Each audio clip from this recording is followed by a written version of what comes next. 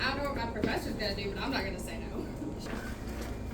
Everyone say hi. Hello, everyone. There's more over here. Okay. Alright, so today I'm going to be talking to you guys about why zoos should not exist. So I'm sure as a child, everybody has some sort of memory of your parents taking you to a zoo or to some sort of aquatic zoo. And we all enjoyed that as a child, yes, but what we don't realize is that these places oftentimes will cause undue stress on the animal. It can cause the animal to lose its natural hunting instincts as well as the ability to detect predators, and they can even develop a mental illness called zoochosis, which I will go over later. So as humans, we all like to put ourselves at the top of the food chain. However, to contradict that, most people have a natural love for animals that has been instilled in them.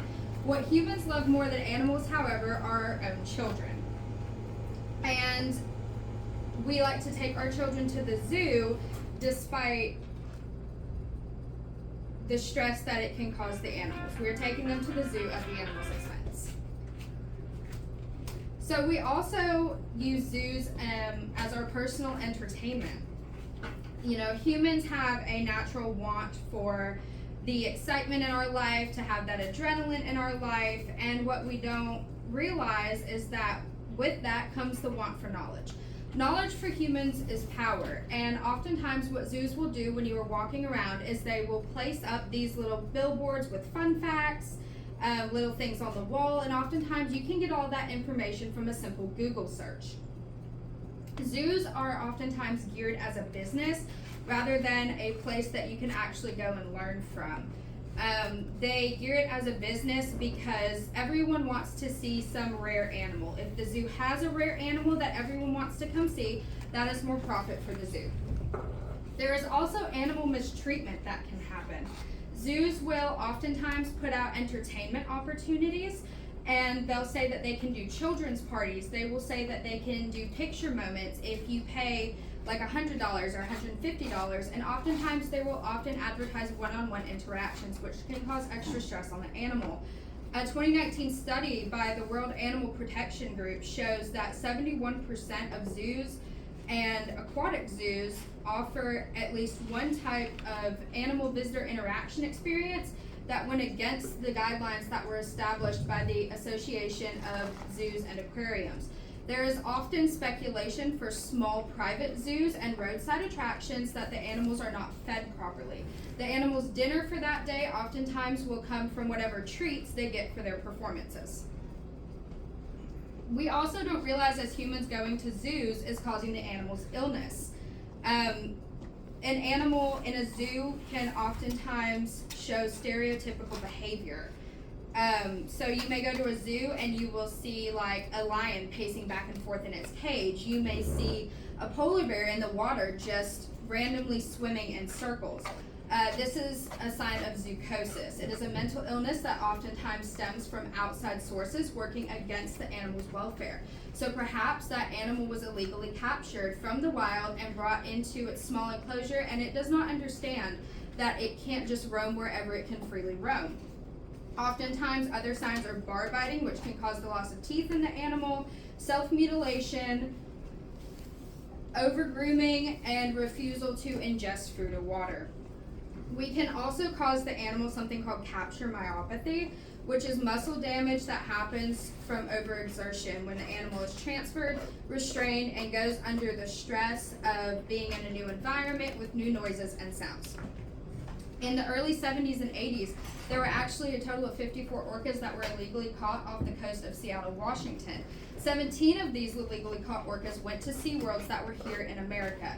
And of the 54 total, 24 of them actually died from capture myopathy.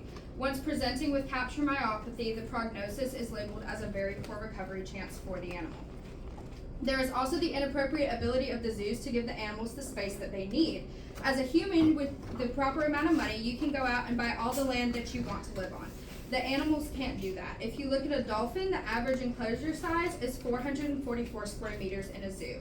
That is smaller than a basketball court, but bigger than one of those IMAX screens you go to the movie theater to watch. In the wild, however, a dolphin has 35.2 quintillion gallons of water in the ocean to swim in. Lions and chimpanzees are similar. For 2 lions, it is 2,000 square feet, or the size of 2 acres of land. Whereas the savanna is 20% of the Earth's land area they could roam in the wild.